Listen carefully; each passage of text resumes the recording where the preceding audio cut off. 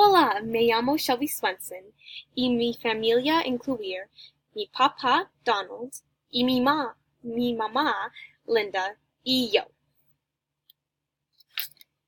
Mi mamá es simpática, inteligente y organizada.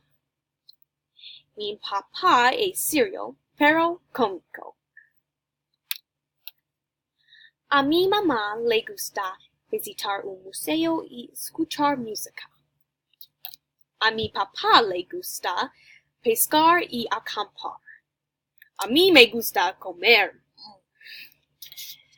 Mi papá descansa en el fin de semana y a veces mira la televisión. Mi mamá lee unos libros y hace ejercicio. Cuando estamos juntos, a veces viajamos y visitamos a otra familia. Es muy divertido.